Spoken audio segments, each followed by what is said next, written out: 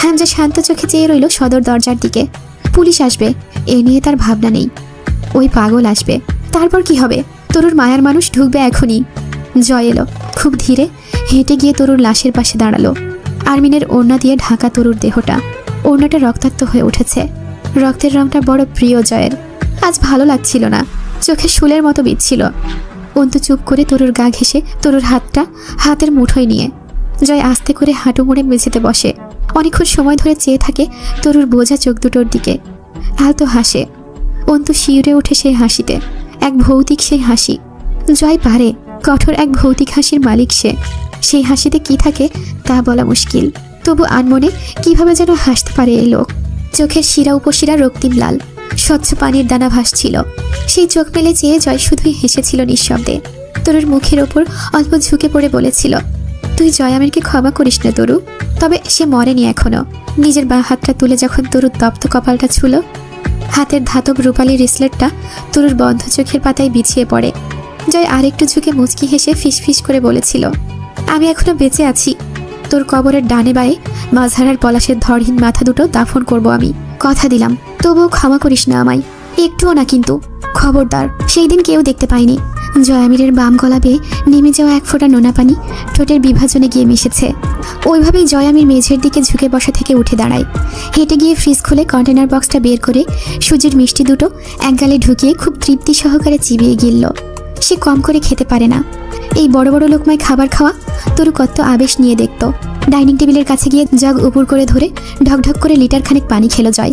সে খুব রিল্যাক্স, আরাম করে গামছা টেনে নিয়ে মুখ মুছল। এরপর পায়ের টাকনুর উপর প্যান্ট গোটাতে গোটাতে ঝুঁকে হেঁটে বেরিয়ে গেল বাড়ির বাইরে। কত কাজ এখন, পুলিশ আসবে, ইন্টারোগেট করবে, লোকজনের ভিড় জমবে, খবর বেরোবে, অনেক কাজ। মিস ক্যাথরিন সংসার ত্যাগী, ধর্মভীরু ও নরম মনের সরল নারী। এইসব হিংস্রতাকে খুব সহজে নিতে পারছিলেন না। একটু একটু করে বুঝতে পারছিলেন তার সম্মুখে বসে থাকা নারীটি এমন সাময়িক হলো সে আবদ্ধ কেন। কি দেখে এই সময়ে এসেছে মাহেজাবিন তা মেলাতে মেলাতে খেয়াল করলেন মাহেজাবিন আনমনা হয়ে উঠেছে। জিজ্ঞেস করলেন, কি ভাবছ? মাহেজাবিন চোখ তুলে তাকালো। মাদাম, আপনি সেদিন জিজ্ঞেস করেছিলেন না আমার অনুশোচনা আছে কিনা? সেদিন হয়েছিল, আজ অব্দি পিছু ছাড়েনি তা। তরুর মৃত্যুর জন্য নিজেকে দায়ী করেছ? দায়ী তো আমি। Never my child. মাহেজাবিন মলিন হাসল। পলাশ আমার ক্ষোভটা ওই নিষ্পাপ নিরীহ মেয়েটার ওপর ছেড়েছে। জয় আমির অনেকবার প্রোটেক্ট করেছে আমায়, তাই পলাশ আমার কাছে পৌঁছাতে পারেনি। আর তার সবটাই পরোক্ষভাবে তরুষ হয়েছে। সেদিন না আমি পলাশের ডেরায় যেতাম, না শেষ অবধি জয় আমিরের সাহায্যের দরকার হতো, আর না তার জেদ ধরে এতগুলো দিন পর ওই নাজুক মেয়েটা। It's your misconception. তুমি তরুর জন্য অতিরিক্ত ট্রামাটাইজ হয়েছ, যে কারণে নিজেকে অপরাধী ভেবে খানিকটা বোঝা কমাতে চাইছ। আমি শুধু ভাবছি জয় আমির কী করেছিল এর প্রেক্ষিতে। মাহেজাবিন ক্ষীণ হাসল। তার কাছে আশা করেন কিছু? আপনি কি অধম হতে চান মাদাম? মাদাম মুচকি হেসে ফেললেন। আশা তো তুমিও করেছ, ওর উপর আশা না করা কি যায় নাকি? মাহেজাবিন ভ্রু কুচকাল। আপনি কি বশীভূত হয়ে পড়েছেন সেই খলনায়কটির দ্বারা? মিস ক্যাথরিন চুপচাপ চেয়ে থেকে কেবল মুচকি হেসে বললেন, অধর্ম? না না, অধর্ম কেন বলছ? জয় আমিরকে এক শব্দে বর্ণনা করার সাধ্যই আমার নেই। তথাপি something has distinct feature in him. না, can you ignore that? He is not just a sinner, but also something more. You can't avoid his offence also madam. Not that less? What? Miss Catherine তাকিয়ে রইলেন। মৃদুহাস্য চেহারা ওনার, সরল শুদ্ধ চাহনি। তরুর লাশ নিয়ে যাবার পর অন্তু সোফাতেই বসেছিল। মাগরিবের আজান শেষ হয়েছে তখন। তরুর মা চিৎকার করে কাঁদছিলেন। অন্তু চুপচাপ বসে রইল। তার চোখে পানি নেই, কিন্তু মস্তিষ্কের পীড়ায় নিঃশ্বাস গ্রহণও অসহ্য হয়ে উঠেছিল। চোখের স্মৃতি অন্তুকে কঠিন ভোগান্তিতে ফেলেছিল। পোস্টমর্টম করতে দেয়নি জয়। যে পুলিশ বোঝাতে এসেছে তাদের বাপ মা একাকার করে বকে দিয়েছে। শেষে থানার ওসি এলেন, বললেন, দেখো আইনকে তাদের কাজ করতে দাও। জয় শান্ত স্বরে বলল, আপনার আইনটা বহুত আগেই থাপায়া রাখছি স্যার। আমার কাছে আইনের কথা না বললেই না। আমরা যদি বিচার না চাই, আমাদের কোনো অভিযোগ নাই। কেস ফাইল হয়েছে, আর হাজারটা ফাইলের মতো ওইটা জমা রাখেন গা। থানার আলমারিগুলো কিসের জন্য? এরপর কথা কাটাকাটির কাজটা করেছে হামজা, নয়তো একটা তাণ্ডব শুরু হয়ে যেত। জয়ের ভাষার দোষ আছে। সে পোস্টমর্টম তো দূরের কথা, কোনো তদন্তই করতে চায় না। রিপোর্ট অবধি লেখাতে রাজি না। পুলিশ তো আর তা শুনবে না। কিছু না করুক, আনুষ্ঠানিকতা দেখাতে বাংলাদেশ আইন শৃঙ্খলা রক্ষা বাহিনীর জুরি মেলা ভার। কবরে তরুর দেহখানা নামিয়ে যখন এক মুঠো মাটি তুলে জয় তরুর ক্ষতবিক্ষত মুখটার উপর ফেলল, তার ঝরঝর করে পড়ল তরুর বিচ্ছিন্ন দেহটার ওপরে। জয়ের মনে হলো এটা মাটি নয়, তরুর মায়ার মাঝে এক অন্তরায়, যা লাল ফুল মাটি হয়ে ঝরে যাচ্ছে। এই অন্তরালের পিছে তরু লুকিয়ে পড়েছে চির আরামে, স্বার্থপরের মতো। জয়ের রাগ হলো, সবাই স্বার্থপর। উফ, কেন কেন এমনটা? সবাই স্বার্থপর। জয় কেন স্বার্থপর ছাড়া কাউকে পায়নি এই জন্মে? তার মায়ার মানুষ কেউ নেই কেন? কেউ কেন জয়কে কখনো মায়া ভরে মাথায় হাত বুলিয়ে দিয়ে বলেনি, খা বাপ, এই খাবারটা তোর পছন্দের, তোর জন্য বানিয়েছি। তরু বলতো, আজ সে চলে যাচ্ছে। কেউ বলেনি, ও জয়, এত আঘাত কোত্থেকে পেয়েছিস? আর বাইরে যাবি না, খবরদার। এবার থেকে মারপিট করতে গেলে ঠ্যাং নুলা করে ঘরে বসিয়ে রাখবো। অনেক রাতে বাড়িতে ফিরলে কারো ভয় ছিল না যে কেউ হয়তো গম্ভীর স্বরে বলবে, জয় কোথায় ছিলে এতক্ষণ? জয়ের মা, তোমার ছেলের চালচলন না বদলালে বলে দিলাম আমি এই বাড়িতে ওই জানোয়ারের জায়গা দেব না। তরু বলতো, আস্তে আস্তে বলতো, এসব না করলেই না কাল থেকে কোথাও বের হবেন না। এ আঘাত না শুকানো অবধি কোথাও গেলে। জয় জিজ্ঞেস করতো, গেলে কি? তুই পুচকে, আমার কি করবি রে? তরু অভিমান আর ভয়ে চুপসে যেত। তবুও চোখে কাতরতা, ওই চোখ বলতে চায়, প্লিজ যাবেন না, আমার কষ্ট হয়। আপনি জানেন না, এইসব ঘা দেখে গিয়ে সারা রাত ফুপড়ে কাঁদি আমি। আমার সহ্য হয় না আপনার ব্যথা। মারপিট করবেন না, আর এত শত্রু পয়দা করবেন না, ঠিকমতো নিজের খেয়াল রাখবেন। জয়ের গোসলের গামছাটা, খাবারের প্লেটটা, নোংরা শার্টটা ধুয়ে দেওয়া, জ্বরে পোড়া কপালটা টিপে দেওয়া, তার সযত্নে জলপট্টি দেবার মতো মায়ার নারীটাকে শেষবার দেখলো জয়। আর আমি শুয়ে আছি মেয়েটা, আর কোনো কষ্ট নেই ওর। আর জয়ের বিরহ সইতে হবে না তরুকে, সারাদিন অক্লান্ত কাজ করতে হবে না। জয়ের ফারফরমায়েশ খাটার দিন বুঝি ফুরালো তরুর। জয় আর ধুমকে ডেকে বলবে না, এই প্যান্টটা ধুয়ে দিসনি কেন? এখন কারবালটা পরে আমি বাইরে যাব। সব কিছুর অবসান ঘটিয়ে কত আরামে শুয়ে পড়েছে দেখো। জয়ের কপালের শিরা ফুলে উঠল ক্ষোভে, চিৎকার করে বলতে ইচ্ছে করলো, স্বার্থপর বান্দির বাচ্চা, চলে যাচ্ছিস? এই তাকা, ভয় ভয় চোখে তাকা একবার। আমার দেখ, চোখ লাল হয়ে আসছে, গলায় কিছু দলা হয়ে আছে। সত্যি বলছি, মাল খেয়ে রাস্তায় পড়ে থাকবো, আর বাড়ি ফিরবো না কিন্তু। শেষবার বলছি, তাকাবি না? বল, আস্তে করে বল। মন খারাপ আপনার? বল বল একবার। আমার সহ্য ক্ষমতাকে চ্যালেঞ্জ করিস না তরু, আমি কাঁচা, হেরে যাবো এই চ্যালেঞ্জে। তরু, আমার কেউ নেই, আমার ধমক শোনার কেউ নেই। বাড়িতে মাছ রান্না করলে আমাকে আলাদা করে ডাবল ডিমের অমলেট বানিয়ে দিয়ে পাতে এনে দেবার কেউ নেই তুই ছাড়া। আমি মাছ খেতে পারি না, ডিমের অমলেট কে বানাবে আমার? কবরস্থান থেকে ফেরার পথে জয়ের মনে একটা খটকা লাগলো। সে আজ তরুর মুখে মাটি ফেলতে গিয়ে যেই আহাজারিটা করে এলো, এটা যেন আগেও কোথাও ঠিক একইভাবে হয়েছে। কে একজন এভাবেই করেছে। চোখের সামনে একটা মুখ ভেসে উঠল, কান্নারত এক নারীর মুখ, হাসপাতালের মেঝেতে বসা। চোখ দুটো ঝাপসা থাকায় টের পাচ্ছিল না প্রথমে, পরে স্পষ্ট হলো। আরমিন কাঁদছে, আমজাদ সাহেব শুয়ে আছেন। জয় দূরে দাঁড়ানো ছিল সেই দিন, দেখেছিল আরমিনকে কাঁদতে। ঈশার আজানের সময় কবরস্থান থেকে ফিরল পুরুষেরা। হামজা এসে বসলো অন্তুর পাশে, একটু দূরে, মেঝের দিকে ঝুঁকে বসে দুই হাতে মুখ কপাল চেপে ধরে বসে রইল। তরুর মা বুক চাপড়ে কাঁদছিলেন তখন। অন্তু ঠিক হামজার মতোই হাঁটুর উপর ঝুঁকে বসলো। দুজন তখন পাশাপাশি বসা, একই ভঙ্গিতে। হামজা চিন্তিত, অন্তু চাপা ক্ষোভ ও ঘৃণায় ভারাক্রান্ত। অন্তু খুব স্থির, শান্ত স্বরে বলতে শুরু করলো, পাপের আগুন সর্বপ্রথম তার জন্মদাতাকে ভস্য করে। মেয়র সাহেব, আপনাদের পাপ আপনাদের জ্বালিয়ে কাঠকয়লার ছায়ে পরিণত করবে। মুমতাহিনাও ঠিক এভাবেই তরুর মতো ছটফট করেছিল। আপনারা এগিয়ে যাননি পলাশের হাত থেকে ওকে বাঁচাতে। প্রতিশোধ, কোনো কারণে ওর ভাইদের ওপর প্রতিশোধে এত নিচে নামা যায় যদি, যে ছোট্ট মেয়েও রেহাই পায় না, তোরই বা কেন পাবে? সেও তো পাপ করেছে, আপনাদের আশ্রয় থেকে বড় পাপ করেছে মেয়েটা। শাহানা পাটোয়ারির স্বামী যখন জানোয়ারের মতো খাবলে খেতে যেত মেয়েটাকে, তিনি হয়তো দাঁড়িয়ে এসে বসে পাহারা দিতেন স্বামীকে। জয় এসে বসেছিল তখন সোফার অপর পাশে। চুপচাপ দুই ভাই শুনল শুধু অন্তর ধিক্কার। আমার সম্মান, বাপ ভাই, আমার বিধবা ভাবি, তার জন্মের আগে হওয়া অনাথ অনাগত সন্তান। কার কার দীর্ঘশ্বাস থেকে বাঁচবেন আপনারা? যে জয় আমির আমার সম্মানকে মানুষের মুখে থুতু ফেলার সামগ্রীতে পরিণত করেছিল, আজ আপনার বাড়ির দুটো মেয়ে সত্যি সত্যিই ভ্রষ্টা। আমি তো দুর্বল, যাই করেছি তা বোকামি হয়েছে, অথচ ওপরও যিনি খেলেন সেই মহান সত্তার ঘুটির চাল বড্ড নিখুঁত হয়। তিনি ছাড় দেন, ছেড়ে দেন না, আর তিনি ফিরিয়ে দিলে সীমাহীন দুর্ভোগ দেন। কত মায়ের বুক খালি করা ধান আপনার কুঠুরিতে খিদের জ্বালায়, পানির পিপাসায় প্রাণের আকুতি নিয়ে ছটফট করে। তাদের যন্ত্রণা আর কাতরতার ভার বইতে পারবেন তো? সবে শুরু, এখনো সময় আছে, ফিরে আসুন। আপনার তো পরিবার নেই, তবু যে মানুষগুলোকে নিয়ে একটা পরিবারের মতো গড়েছিলেন, তারা একে একে সব বিদায় হচ্ছে নৃশংসভাবে। তারা কোথায় এখন? নরকের আগুনে বসে আপনাদের অপেক্ষা করছে না? তৈরি হন সেই মহাক্ষণের। তবে আফসোস কিসের জানেন? আপনাদের পাপের দাম এক জনম দুঃখী নিষ্পাপ মেয়ে পরিশোধ করে গেল খানিকটা। রবের বিচার কেন এমন হয় বুঝি না তার খেলার চাল। অন্তু কাঁদেনি, বুকের আগুনে কাঁপছিল শরীরটা। সেই সাথে কম্পিত ঝঙ্কার তোলা গলার আওয়াজ। জয়, হামজা কেউ কোনো প্রতিবাদ করেনি, চুপচাপ বসে শুনছিল দুই ভাই। তরুর লাশ দাফন হয়েছিল বাদ মাগরিব। সকল আনুষ্ঠানিকতা, ইনভেস্টিগেটর, লোকাল পুলিশ, মানুষের ভিড় ইত্যাদি সামলে পাটোয়ারি বাড়ি খালি হলো টানা ৮-১০ ঘন্টা বাদে রাত 10টার দিকে। জয় রুমে এলো 11:30টার দিকে। অন্তু তখন বিছানার সাথে হেলান দিয়ে মেঝেতে বসা, দৃষ্টি ছাদের দিকে। জয় ওয়ারড্রপ, আলমারি, খাটের নিচ, বাথরুমের ফেক ছাদ, তামাম ঘরে কিছু খুঁজে হন্যে হলো। জয়কে দেখতে তখন মন্ত্রপুত পুতুলের মতো লাগছিল। কেউ যেন মন্ত্র দিয়ে বশ করে অথবা চাবি ঘুরিয়ে ছেড়ে দিয়েছে। জয় সেই ঘুরে পাগলের মতো কিছু খুঁজে বেড়াচ্ছে। টুকটাক আওয়াজ বাড়ছিল। জয় উদ্ভ্রান্তের মতো কিছু খুঁজে চলছে। অন্তু বলল, কি খুঁজছেন? ঘর উলটপালট না করে আমাকে বলুন, কি হয়েছে? জয় একবার ফিরে তাকিয়ে আবার খোঁজায় মন দিয়ে বলল, ঘরওয়ালি, আমার চাপড় পাচ্ছি না। কোথাও সরাইছো নাকি? কই রাখছি মনে পড়তেছে না। খুব ক্লান্ত আর কঠিন তার কণ্ঠস্বর। অন্তু অবশ পায়ে উঠে দাঁড়ায়। জয় তখন ড্রয়ার খুলে দুটো ছোট বড় ড্যাগার বের করলো। শার্টের প্রান্ত উঁচিয়ে দাঁত দিয়ে চেপে ধরে কোমরে লুঙ্গির গিট শক্ত করলো।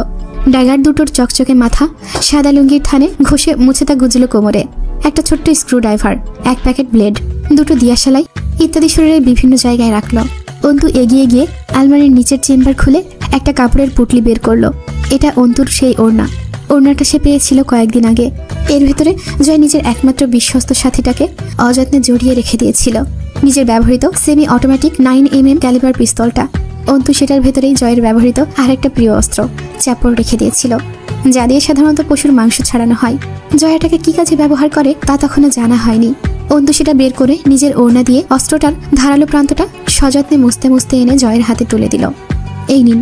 জয়ের মুখের অভিব্যক্তি দুর্বোধ্য। সেখানে কাঠিন্য আছে, সাথে আছে এক প্রকার ঘোর পাগলাটে নেশা। অন্তুর দিকে তাকিয়ে রইল কেমন করে যেন। অন্তু সেদিন অস্ত্রটা জয়ের হাতে যত্ন করে তুলে দিয়ে বলেছিল, যান, পাগলা জানোয়ার বধ করতে যাচ্ছেন জয় আমির, জয়ী হয়ে ফিরুন। আমি অপেক্ষায় থাকবো আপনার বিজয়ের। জয় চাপ্পড়টা দুই ঠ্যাঙের মাঝে চেপে ধরে লাল গামছাটা তুলে গলায় পেঁচালো। এক হাতে চাপ্পড় ধরে অপর হাতে অন্তুর চুলগুলো আলতো হাতে মুঠো করে ধরে কপালে একটা কঠিন ভেজা চুমু খেলো। লাল গামছাটা মুখে মুখোশের মতো করে পেঁচিয়ে শক্ত করে বাঁধতে বাঁধতে বেরিয়ে গেল চুপচাপ রুম থেকে। পরাগকে সেদিন অন্তু জিজ্ঞেস করলো, আপনি তো রাজন আজগরের বাড়িতেই মানুষ হয়েছেন, তাই না? পরাগ ঠোঁট বেঁকিয়ে হাসলো। দাসীর ছেলের আর মানুষ হওয়া হয় কি ম্যাডাম? রাজন আজগরের বউ চলে গিয়েছিল মুখে লাথি মেরে। রাজন আজগর শুদ্ধ পুরুষ নয়, তার দ্বিতীয় বিয়ের দরকার নেই। আর সেক্ষেত্রে জায়েজ একটা পুত্র সন্তান হওয়ার সুযোগ ছিল না, যে তার উত্তরসূরি হতে পারে। অন্তু বুঝলো, তবুও বলল, উত্তরসূরি আপনি হতে পারতেন না কেন? তার ঔরসে জন্ম আপনার, সে চরিত্রহীন, তাই আপনার মাকে বিয়ে করেনি। আপনি এত অজ্ঞত নন ম্যাডাম। শুনেননি, রাজারা দাসীর সাথে নষ্টামি করতো ঠিকই, কিন্তু সেই সব সন্তানেরা দাস হয়ে রয়ে যেত। সিংহাসনের ভাগ কিন্তু বিয়ে করা রানীর সন্তানদেরই, হাজার হোক পলাশ রাজনের ভাইয়ের ছেলে, ওরই রক্ত। আর আমি দাসীর গর্ভের জারজ সন্তান, আমি দাস হয়ে রয়ে গেলাম পলাশের। আবুর স্কুলে পড়তেন আপনি, লেখাপড়া কে করালো? এই কারবার সামলাতে অথবা সহকারী হিসেবে থাকতে লেখাপড়ার মেলা দরকার ম্যাডাম। আমাকে লেখাপড়া করানো হলো, আমার মা রূপকথা আর পলাশকে মানুষ করলো নিজের সন্তানের মতো, কিন্তু সেসবের ভিড়ে আমার জন্যই তার সময় থাকতো না। আমি তার আশেপাশে ঘেঁষার সুযোগই পেতাম না। পলাশের গোলামকে পালা হচ্ছিল ওই বাড়িতে। পলাশ যখন কারবারে হাত দেবে, বড় হয়ে আমি তার দাসবৃত্তি খাটবো, এই তো। অন্তু চুপচাপ শুনছিল। পরাগ মলিন হাসে। অথচ জানেন ম্যাডাম, আমি রূপকথাকে বোনের মতোই ভালোবাসতাম ছোট থেকেই। কিন্তু রাজকন্যা আর দাসীর ছেলে কি কখনো ভাই বোন হতে পারে? যত বড় হতে থাকলাম পদে পদে টের পেলাম আমার মা একটা দাসীর সাথে পতিতাও, আর আমি দাস। কলেজ পাশ করার পর ভার্সিটিতে ভর্তি হবার আগে সুন্দর একটা ঘটনা ঘটল। পলাশ জীবনে খুন আর ধর্ষণ কত করেছে সে হিসেব আমার কাছে নেই, তবে সেইবার এক প্রভাবশালীর বউকে তুলে এনে ছিঁড়ে ছুটে খেয়েছিল। ওই কেসটা আর লুকাতে পারা যাচ্ছিল না।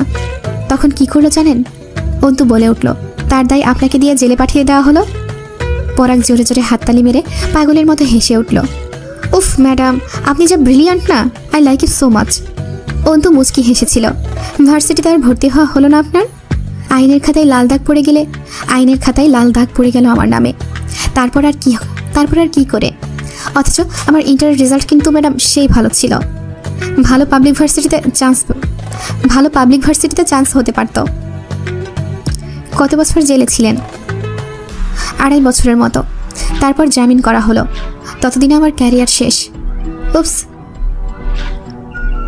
শালা গোলামের আবার ক্যারিয়ার, ধ্যাত।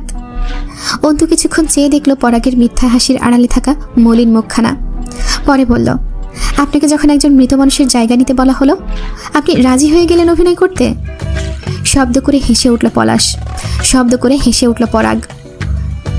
যেখানে পলাশের খুন আর ধর্ষণের দায়ে চুপচাপ জেল খাটতে পেরেছি, লেখাপড়া বরবাদ করতে পেরেছি, দেদারসে ওর হুকুমে মানুষকে খুন করতে পেরেছি, হে আর কি।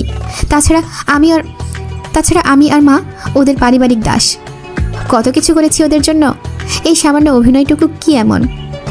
অন্তু মাথা নেড়ে সায় দিয়ে বলল, তবে যাই বলুন, আপনার কথাবার্তা এবং চালচালনি কিন্তু আপনাকে মোটেও মাত্র ইন্টার পাস লাগে না। বেশ উন্নত একটা ব্যক্তিত্ব আছে আপনার, কাজে লাগাতে পারেন, একজন ভালো মানুষ হতে পারেন। প্রশংসা করলেন? উফ, জীবন ধন্য এই পরাগের। ক্ষমা করতে পারেন আপনি আমায়? অন্তু যেন শেষ কথাটা এড়িয়ে গেল, তাতেই বোঝা গেল তার দৃঢ়তা। ক্ষমা, এই শব্দটাকেই অন্তু এড়িয়ে চলে। সে নিজের আপন ভাইকে ক্ষমা করেনি আজ অবধি, পরাগকে কেন করবে? প্রশ্নই ওঠে না। তা বুঝে পরাগ হাসলো মাথা নিচু করে। সেদিন সে এগিয়ে যায়নি পলাশের হাত থেকে এক রমণীকে বাঁচাতে, জয়ামির দান মেরে দিয়েছে। তার হাত পা দাসত্বের বেড়িতে বাঁধা না থাকলে কি সে যেত? আর এক চমৎকার বুদ্ধিমতী মেয়েটিকে জিতে নিতে পারত? কে জানে। অন্তু সব এড়িয়ে কেবল বলল, চলে যান এসব ছেড়ে ছুড়ে। খেলা শেষ না করেই অন্তু ভ্রু কুচকালো। খেলা? পরাগ কুটিল হাসল। পলাশের দাসবৃত্তি আর নয় ম্যাডাম, একে একে গুড়িয়ে চুরচুর করে দেব আজগর প্রপার্টিজের কারবার। এরপর নিরুদ্দেশ হব চিরকালের জন্য। শেষ দেখা হলো আজ ধরুন আপনার সাথে। অন্তু একটু অবাক হয়েছিল। আপনি কি জয়ামিরের সহায়তা করছেন? না করার কি আছে? আমি পলাশের ঘরের সূত্র বিভীষণ। আমি ম্যাডাম অধও খারাপ না। মা চিরকাল দাসীগিরি করে এসেছে, রক্তে তা ছিল আমার, তাই বহু বছর দাস খেটেছি। কিন্তু লেখাপড়া করতে গিয়ে, সমাজের সাধারণ স্তরের ভালো মানুষদের সাথে মিশতে গিয়ে বিবেকের ঢাকনা একটু একটু করে খুলে যেত। আমি দেখতে পারতাম না পলাশ আর ওর চাচার এইসব কুকর্ম। ওর আদেশ মানতে গিয়ে যেসব করতে হতো তা করতেও বিবেকের দংশনে পড়তাম। এজন্যই তো 2 বছরের জেলটা খাটালো আরও। আর না ম্যাডাম, শেষ পাপটা করলাম এইবার। বিশ্বাসঘাতকতা। মাপ না পাই, কিছু মানুষ বেঁচে যাক পলাশের হাত থেকে, এতে যেটুকু পুণ্য হবে চলবে। অন্তু বুঝেছিল জয় আমিরও হামজাই নয় শুধু, আরও একজন পলাশের পেছনে লেগেছে এবার। কিন্তু জয় আমির শুধুই নিজেকে ধরা দিচ্ছে পলাশের কাছে। লোকটার কি জানের মায়া নেই? পরাগকে পলাশের সামনে সে আনেনি এই ঘটনায়, তা যেন অন্তু নিশ্চিত। কারণ জয় আমির পাপের দায় নিতে খুব পছন্দ করে। পাগল মাতাল লোক, কেউ একটু সহায়তা করলে তার জন্য জান হাজির। এইসব লোক ধ্বংস হয় খুব খারাপভাবে, তা জয় নিজেও জানে। তবু কেন সতর্কতা নেই? অন্তু শেষে আন্দাজের আর একটা ঢিল ছুটছিল। আপনাকে কেউ একজন সহায়তা করছে, সে কে? পরাগ হেসেছিল শুধু। অন্তু বলেছিল, রূপকথা আজগর নামের কেউ নাকি? অন্তুর রসিকতায় পরাগের হাসি চওড়া হয়েছিল। অনেকক্ষণ অন্তুর দিকে নির্নিমেষ তাকিয়ে থেকে বলেছিল, আপনি আমার কোথাও একটা সুচালো ধাক্কা মেরেছিলেন ম্যাডাম, সেই ধাক্কা সামলে উঠতে চেয়েছি। আজ এই মুহূর্তে আবারও নড়বড়ে লাগছে নিজেকে। তখনই অন্তু উঠে দাঁড়িয়েছিল এই পর্যায়ে। অথচ আমি বিবাহিতা মিস্টার পরাগ, এই ধরনের কথা বলাও অসঙ্গত আমার সঙ্গে। জানি ম্যাডাম, আর আপনার এই ব্যক্তিত্বই পুরুষের মরণের কারণ। যে জয়ামিরকে এত কঠিন ঘৃণা আপনার, তবুও তার অগোচরে নিজের চরিত্রের সঙ্গে আপোষ নয়। আপনি তাকে মানেন? অন্তু গম্ভীর স্বরে শুধু বলেছিল, আমি সেই বিয়ের খোদবা ও 3 কবুলকে মানি কেবল, আর কিছু না। আসি আমি আজ। অন্তু উঠে দরজার দিকে যায়। পরাগ তবুও অপলক চেয়েছিল। মুখটা চিনচিন করছে। সে জানে এই নারী আর ফিরে তাকাবে না, তবু চেহারাটা দেখার লোভ সংবরণ করা বড় দুঃসাধ্য। পরাগ জোর করে বসে রইল, সংযমের বাতটাকে শক্ত করে বসে রইল। এগিয়ে গেল না, নারীটিকে বেরিয়ে যেতে দিল। বুক চিড়ে যাচ্ছে, এই ক্ষতটা ভরাট হয়ে যাবে, তবে এই মুহূর্তে বড় ভোগান্তিতে ফেলবে। এটা তো বিরহ নয়, প্রবাহ। পরাগ হেসেছিল। অন্তু বেরিয়ে এলে জোরে জোরে শব্দ করে হেসেছিল। রাত 4:30টার দিকে জয় ফিরেছিল সেই রাতে। ফজরের আজান শোনা যাচ্ছে দূর মসজিদ থেকে। ঘোর অবরুদ্ধ রাত, আকাশে চাঁদ নেই। চাঁদটা মেঘের আড়ালে লুকিয়ে সে রাতে বোধহয় জয়ামিরকে সুযোগ দিয়েছিল লুহুর রঙে হাত রাঙাবার খেলায় মত্ত হতে। সেই ভোরবেলাতে রক্তে শরীর ধুয়ে সদর দরজা পেরিয়ে ঢুকলো জয়ামির। আলতো আধারিতে সদর দরজাটাই তার ছিপছিপে কঠিন অবয়বে পেটানো লুঙ্গি পরিহিত লম্বা দেহটার ছায়া পড়ল। সদর দরজার এপারে দাঁড়িয়ে দেয়ালে ঘেঁষে রক্তাক্ত চাপড়টা থপ করে ফেলল। ধাতব অস্ত্রের ঝনঝনানিতে চমকে উঠল অন্তু। চাপড়ের গায়ে লেগে থাকা রক্ত ছড়িয়ে পড়ল মেঝের সাদা টাইলসের ওপর। অন্তু শান্ত পায়ে বেরিয়ে এলো রুম থেকে। জয়ামির ফিরেছে, স্বীকার না করে ফেরেনি। দৃঢ় বিশ্বাস অন্তুর। সে জানে জয়ামির স্বীকার করায় ওস্তাদ। ঠিক যেভাবে চায় পরিস্থিতি সেভাবেই প্রবাহিত হয় তার অনুকূলে। এটা জয় আমিরের স্বতন্ত্র বৈশিষ্ট্য অথবা জৌলুস অর্জন। হামজা বসে আছে তখনও সোফাতেই। তার অপেক্ষার অবসান হলো। শান্ত নজর মেলে তাকিয়ে দেখল বিধ্বস্ত জয়কে। মুখে এক প্রকার তৃপ্তি। খুঁটিয়ে দেখল জয়ের শরীরে আঘাত আছে কিনা। বোঝা যাচ্ছে না, তবু হামজা জানে জয় শিকারে গেলে আঘাতপ্রাপ্ত হয় না। সে যতবার আঘাতপ্রাপ্ত হয়েছে নিজে সারেন্ডার করে জেচে পড়ে মার খেয়েছে, তবু আইনি কর্মকর্তাদের কাছে নথি স্বীকার করেনি। যা মুখে এসেছে বকে গেছে। উত্তর দেবার সময় একবারও চিন্তা করার অভ্যেস নেই পরিণতি হবে, সামনে কে কি হতে পারে তার সাথে। সেসব ধারণা ধারায় জীবনে আঘাতের কমতি অন্তত নেই দেহে। এই গুণটা জয়ের বইয়ের মাঝে আছে। সব হারাতে রাজি, তবুও ভিত নড়তে দেওয়া যাবে না। হামজা আস্তে করে বলল, গোসল করে আয় এখানে। চোট পেয়েছিস কোথাও? কথা বলল না জয়। কপালে মাটি, চোখ দুটো শান্ত স্থির। ঘড়ি দেখল সে চোখ তুলে। হাতে চটের বস্তাটা হাত থেকে ফেলে দিল। এখনো বস্তার নিচ দিয়ে ঘন লাল তরল চুইয়ে চুইয়ে এক বিন্দু মেঝেতে পড়েছে। সাদা ধবধবে লুঙ্গিখানা রক্তে ধুয়ে উঠেছে। মুখে বাঁধা গামছাটা তখন মুখ থেকে নামানো, গলায় ঝুলছে। মুখ, গলা, হাতের কোনোই অবধি রক্তের ছিটা, তার উপর কাঁচামাটির আস্তরণ। লুঙ্গিতে মাটি ভরা, গলার লাল টকটকে গামছাতেও মাটি, ঘাম, রক্ত। হাতের কবজি অবধি মাটিতে ঢাকা, নখের ভেতরে মাটি। খুবলে মাটি খুঁড়েছে বোধ হয়। রক্তের সাথে মাটি মিশে একাকার পুরো শরীরে। চাপড়ের ধারালো দিকটা শুকনো রক্তের ওপর এখনো অল্প স্বল্প জমাট বাঁধা রক্ত। পায়ের চামড়ার স্যান্ডেলটা বস্তাতে বোধ হয়। খালি পায়ের গোড়ালির ওপর অবধি মাটি। সেই মাটিতেও তাজা রক্ত মিশে আছে। সেই মাটি পায়ের তালু থেকে ঝরে মেঝেতে ছড়াতে ছড়াতে রুমে ঢুকলো। গামছা দিয়ে আরেকবার ঘাম ও রক্ত একাকার মুখটা মুছে গোসলে ঢুকলো। গোসল করে কোমরে গামছা পেঁচিয়ে বের হলো জয়। পা থেকে হাঁটু অবধি পশমে আবৃত, খোলা বুকটা পশমে ঢাকা। টপটপ করে পানি পড়ছে চুল থেকে। চুল মুছতে পারে না ঠিক মতো জয়। পানি তার শরীরে লেগে থাকা মাটি ও রক্ত ধুয়ে নিয়ে চলে গেছে। নিতে পারেনি মুখের কাঠিন্য, তার উপর বিভৎস সেই গায়ের কাটা দেওয়া দাগগুলো। চোখ দুটো লাল, তাতে বুঝি এখনো রক্তের নেশা। অন্তর মনে প্রশ্ন জাগে, খুন করলে কি পুরুষদের গোসল করতে হয়? যতবার জয় মারপিট করে ফিরেছে, যত রাতি হোক গোসল করতে দেখেছে। আজকে হয় মাটি ছিল, আগেও দেখেছে গোসল করতে, তখনও শরীরটা প্রায় ভেজা। কোনো মতে শুধু গামছা পেঁচিয়ে বেরিয়ে এসেছে। আচমকা এক অকাজ করলো। অন্তর বুক থেকে একটানে অন্যটা ছিনিয়ে নিয়ে গলায় পেঁচালো। গামছা ধরনের কিছু গলায় থাকলে সেটা বড় তৃপ্তিদায়ক লাগে তার। শরীর ঘামে প্রচুর। তার ওইসব ছোটবেলার অভ্যাস। গলায় কিছু না রাখলে চলেই না যেন। সেই ওড়না দিয়ে ঘাড় এদিক ওদিক কাত করে ভেজা শরীরটা মুছে লুঙ্গি পড়ল। হামজা রুমে ঢুকলো। রিমি শুয়ে আছে। শরীরটা ভেঙে পড়েছে মেয়েটার। হামজা কপালে হাত রাখলো। ঠোঁট, নাক লাল হয়ে আছে, মুখটা ফোলা ফোলা। অতিরিক্ত কান্না করেছে, ভয় পেয়েছে। জয় যখন বেরিয়ে যাচ্ছিল, হামজার সাথে দেখা করে দৌড়ে হামজার কাছে গেছিল। সোফাতে বসা হামজা তখন। রিমি দৌড়ে গিয়ে স্বামীর পায়ের কাছে লুটিয়ে বসলো। হাঁটু দুটো দু হাতের বাহুতে জড়িয়ে লাল চিকচিকে চোখ মেলে জিজ্ঞেস করেছিল, জয় ভাইয়া কোথায় যাচ্ছে মেয়র সাহেব? মাজার ভাইকে মারতে? কঠোর বলিষ্ঠ হাতের মুঠোয় হামজা রিমির থুতনিটা আলতো করে ধরে আঙুল দিয়ে আদর করে বলেছিল, তোমার আরাম করা দরকার, রুমে যাও, আমি আসছি। রিমি যায়নি। স্বামীর হাঁটুতে আস্তে করে মাথাটা এলিয়ে দিয়ে আঁচল বিছিয়ে পা মেলে দিয়ে পড়েছিল। হামজা রিমির চুলে হাত বুলিয়ে দিতে দিতে গভীর ভাবনায় মত্ত হয়েছিল। থেকে থেকে তুলির মেয়ের কান্নার আওয়াজ ভেসে আসছিল। তরু ছাড়া কোয়েলকে কেউ চুপ করাতে পারে না।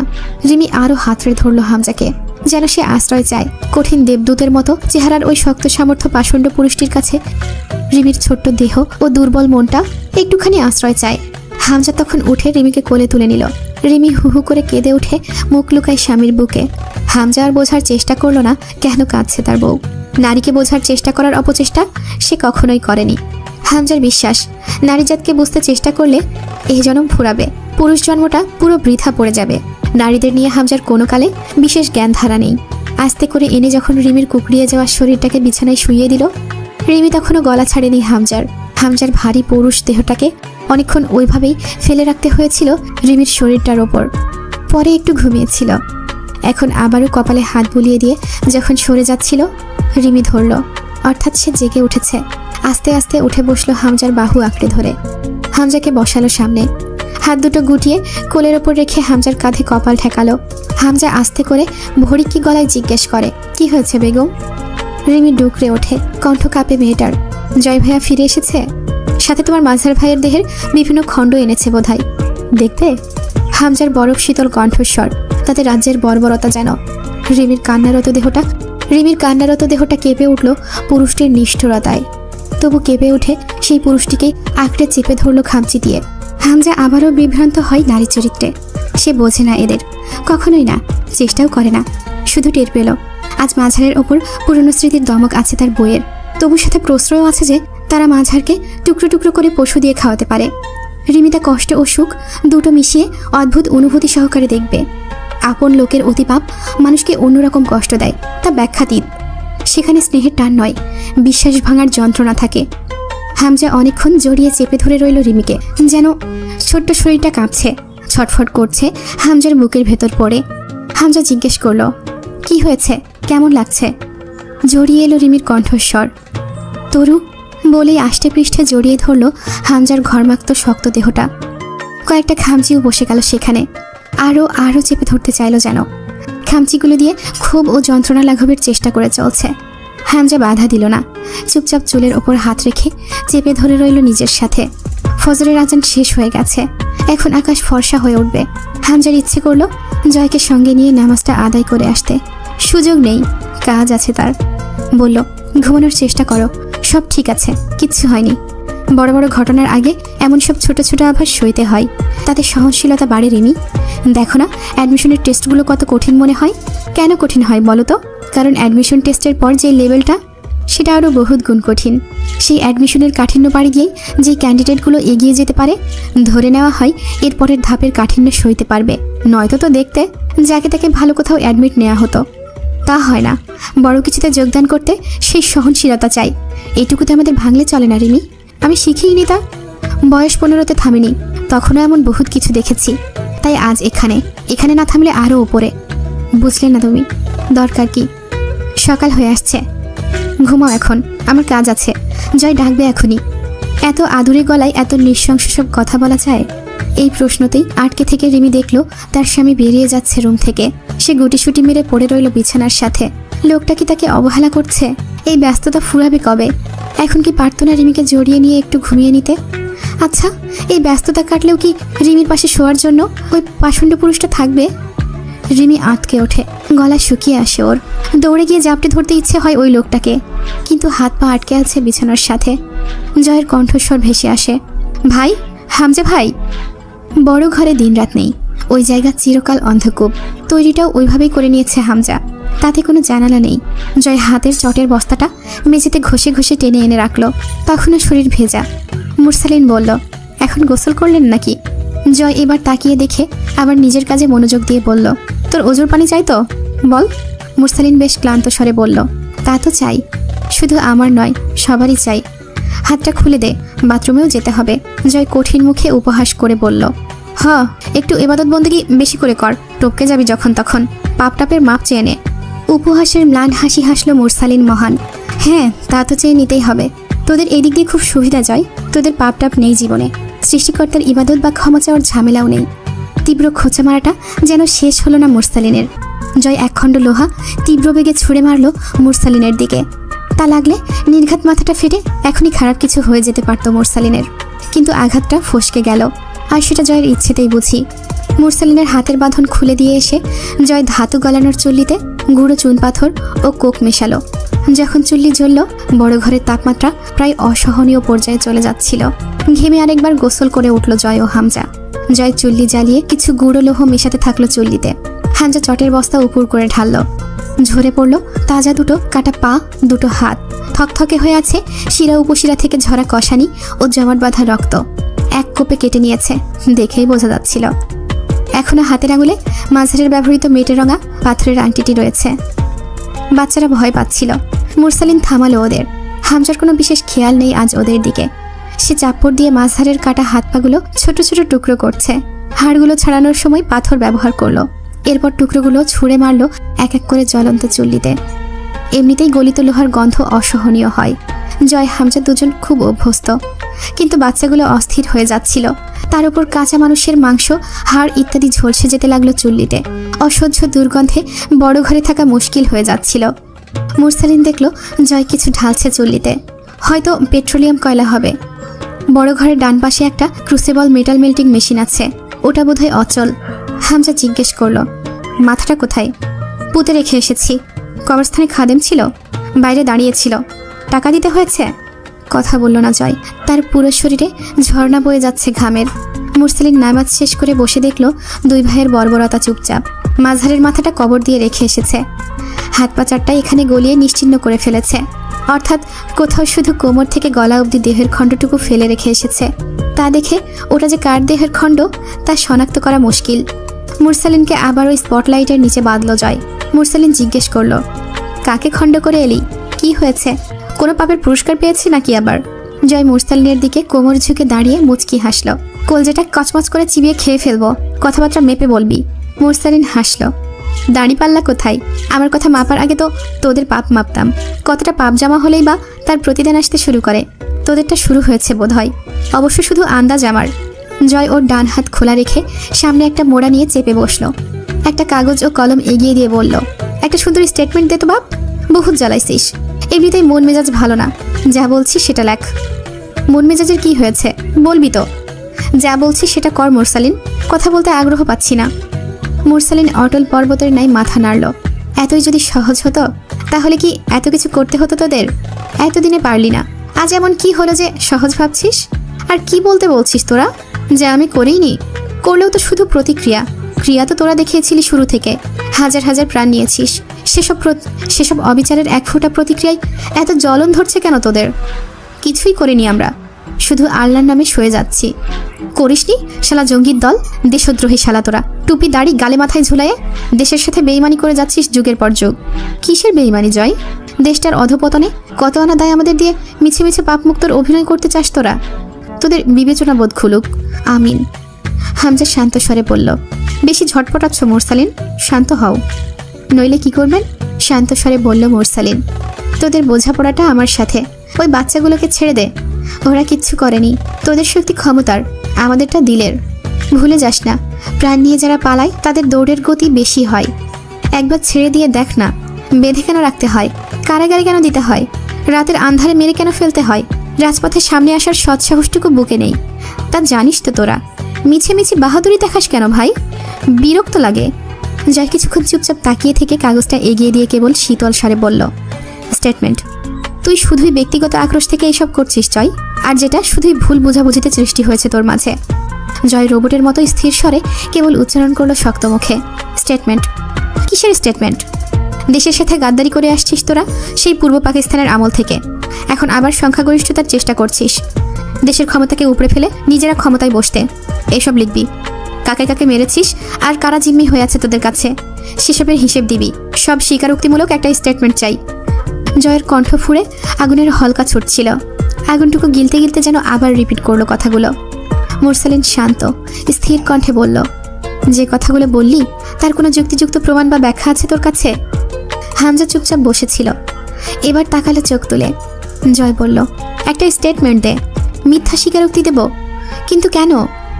ওই বাচ্চাগুলোকে বাঁচাতে। তুই তো আমির ওদের না? তোর সামনে মরবে, দেখতে ভালো লাগবে না তোর? ওরা বাঁচবে না এতে। জয় দাঁত খিচে উঠল। জয় আমিরের কথা নড়চড় হয় না। মুরসালিন মাছি দাঁড়ানোর মতো অবজ্ঞা করে বলল, রাখ তোর জিকির, কথায় কথায় এত নিজের নাম জপিস কেন মূর্খের মতো? নিজের ভেতর কখনো ঝেঁকে দেখেছিস কত বড় ফাঁপার ঢোল তুই? এক পর্বত সম হাহাকার নিয়ে শুধু দাপিয়ে বেড়াচ্ছিস ক্ষমতার দাপটে। আদতে কি তোর বলতে কিছু আছে তোর? সজোরে একটা ঘুষি মারল জয় মুরসালিনের ক্ষতবিক্ষত মুখটার ওপর। রক্ত বেরিয়ে এলো। মুরসালিন মলিন মুখে হাসল। তুই সত্যি নিতে পারছিস না জয়। তুই জানিস আমি ঠিক, তুই ভুল। তবু এই ক্ষমতার দাপট আর অপশক্তির দ্বিধান্বিত লড়াই। পিছু হটে যা, পাপ করিস না আর। মাঝার ভাইয়ের ক্ষমতার খিদে আছে, তোর তো তা নেই, শুধুই ব্যক্তিগত আক্রোশ। ছেড়ে দে এসব। একটু থেমে মুরসালিন বলল, খিদে বড় খারাপ জিনিস জয়। জানিস তো ৭২-এর আন্দেজ পর্বতে প্ল্যান ক্রাশের ঘটনায় ৭২ দিন যে যাত্রীগুলো বরফের পর্বতে আটকে ছিল, খিদে ওদের কী পর্যায়ে নিয়ে গিয়েছিল? ওরা নিজেদের সহযাত্রীদের দেহের মাংস ছিঁড়ে খেয়ে বেঁচেছিল। এর থেকে আন্দাজ করতে পারবি খিদে কতটা ভয়াবহ রিপু। শুধু পেটের খিদেই নয় জয়, মানুষের ষড়রিপুর মাঝে একটি এই লোভনীয় খিদে। সেটা যে কোনো কিছুর খিদে হতে পারে, হোক ক্ষমতার, যা মানুষকে সর্বোচ্চ নিচে অবধি নামাতে পারে। হামজা ভাই থামবে না, তুই কেন তার সঙ্গী ও সাক্ষী হচ্ছিস? তোর একই হাল হয়েছে জয়। তোর নীতিবাণী পকেটে রাখ মুরসালিন। ভালো মাইন্ড কন্ট্রোল করার ট্রিক্স শিখেছিস দেখছি বাপ। রাজনীতি আর শিবির থুকু, জঙ্গিবাদ ছেড়ে কি সাইকোলজি নিয়ে গবেষণা করছিস? বালের প্যাচাল ছাড়। রাজনীতিতে ছাত্রলীগের কয়জন নেতা জিম্মি আছে তোদের কাছে, তাদের খোঁজ দে। বাচ্চাগুলোকে ছেড়ে দেব। মুরসালিন হতাশ নিঃশ্বাস ফেলল। তাহলে চল একটা সওদা করি। জয় তাকিয়ে রইল। মুরসালিন বলল, আমাদেরও অসংখ্য লোক তোদের কাছে বন্দী, যারা ধুকে ধুকে মরছে, আবার কতজন কারাবাসে যাচ্ছে। তাদের ছাড়িয়ে আন। আজ যা রাজনীতিতে, তোর ওপর মহলের কর্তাদের বল ওদের ছেড়ে দিতে। দেশটাকে ক্ষমতার ক্ষুধা নিবারণের সুস্বাদু খাবার না বানিয়ে অন্তত কিছুটা ন্যায়নীতি বহাল রাখতে বল। দেশটা জঙ্গল, দেশের জনগণ জঙ্গলি জানোয়ারে পরিণত হয়ে যাচ্ছে দিন দিন। ভালো লাগে এইসব? জয়কে সরিয়ে দিল হামজা। ঠেলে বড় ঘর থেকে বের করে উপরে পাঠাতে চাইল। যা, ঘরে যা, একটু ঘুমা। জয় গেল না, চুপচাপ বসে রইল ইস্পাত খণ্ডের ওপর। হামজা বসল মুরসালিনের সামনে। 3 দিনের পর একটা কুলখানির আয়োজন করা হলো পাটোয়ারি বাড়িতে। পুরো এরিয়ার লোকের নিমন্ত্রণ, হাজার হাজার লোক খাবে। সকাল সকাল বাজারে গিয়েছিল জয়। ভ্যান ভরে ভরে বাজার এলো। জয় ফিরল রিকশাতে। তার বাইকের প্রতি কোনো মোহ ছিল না কখনোই। যুবক বয়সেও কখনো বাইক নিয়ে অযথা ফুটেজ খেয়ে বেড়ানোর মতো কোনো প্রবণতা তার চরিত্রে দেখা যায়নি। একবার জয়কে এক নারী বলেছিল, জয়ামির সাহেব, যে নদীর গভীরতা বেশি তার বয়ে চলার আওয়াজ কম। জয় মানে কথাটা। আর কখনো দেখা হয়নি নারীটির সঙ্গে তার, তবুও জয় মানে, যার গভীরতা বেশি তার চলনে তর্জন গর্জন থাকে না। সেই নারী আরও বলেছিল, রহস্য কোনটা জানেন? সেটা যে রহস্য, সেটাও এক প্রকার রহস্য, সেটাই রহস্য। জয় বিরক্ত হয়ে বলেছিল, মালের কথা কয়েন না, বুঝাই কন। নারীটি ধারালো ঠোঁট কিঞ্চিত এলিয়ে হেসেছিল।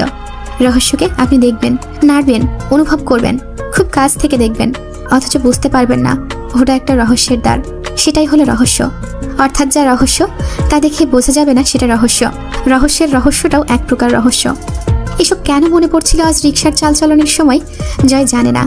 লোকটার দিকে খেয়াল নেই ওর, লোকটার দিকে ওর খেয়াল নেই। তবুও যে লোকে ঘটা করে ওকে সালাম ঠুকে যাচ্ছে তা বুঝলো। মনে মনে বুকে উঠল। তেলবাজ বাঙাল সম্প্রদায়।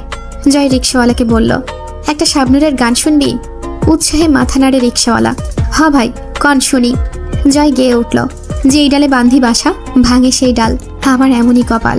ফটকের সম্মুখে থেমে দেখলো ছেলেরা বাজার নামিয়ে নিচ্ছে। সে রিকশার ভাড়া মিটিয়ে পেছনের ভ্যান থেকে খাঁচা নামালো। 4টে বিদেশি মাংসাশী কুকুর, সরু সরু ধারালো দাঁত সবসময় বেরিয়ে থাকে। ওরা ক্ষুধার্ত, দেখেই বোঝা যাচ্ছিল। ছেলেরা চমকালো, ভাই এটারে কি করবেন? জয় হাসলো, জবাই করে গরুর মাংসের সাথে মেশাবো, অত হালাল মাংস কেনার টাকা নাই। সবাই তাকিতুকি করলো। জয়ের আদেশে বিশাল খাঁচাটাকে নিয়ে গিয়ে ওয়ার্কশপের ওপরে রাখা হলো। নির্দেশ রইল কুকুরগুলোকে যেন এক ফোঁটাও পানি দেওয়া না হয়। রতন এগিয়ে এলো, ভাই একখানা জরুরি কথা আছে। ও মা, তাই নাকি? বল বল। জয়ের রসিকতায় সবাই হাসলো। রতন একটু মিইয়ে গেল। জয় বলল, কি বলবি? গতকাল রাত্রিরে সাবেক মেয়র ঝন্টু সাহেবরে কেটা জানি খুব খারাপভাবে খুন করছে ভাই।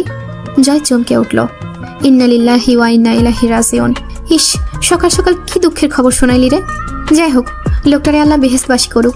সবাই বলো আমিন। সবাই সমস্বরে স্লোগানের মতো করে বলে উঠল, আমিন। শেষে আবার কেউ অভ্যাসবশত মুখ ফসকে বলে ফেলল, জয় বাংলা। জয় ফিরে তাকালো, তারপর চট করে হেসে ফেলল। তা দেখে ছেলেদের যে কি খুশি। ওরা পরিস্থিতি বোঝে না, ওরা খালি জানে ওদের জয় ভাই হাসলে ওদের মুখ বেজার থাকার নয়। জয় হাত মুট করে বিপ্লবীদের মতো করে উঁচিয়ে ধরে বলল, জয় বাংলা। সিঁড়ি দিয়ে ওঠার সময় পা টলছিল। জ্বর চলে এলো কেন হঠাৎ বুঝতেই পারছিল না জয়। গতরাতে বাড়ি ফিরেছে রাত 3টায়। এরপর ঘুম হয়নি ঠিক মতো, গা টলছে। জয়ের চোখের সামনে তরুর জ্বরে কুকড়িয়ে যাওয়া মুখটা ভেসে উঠল।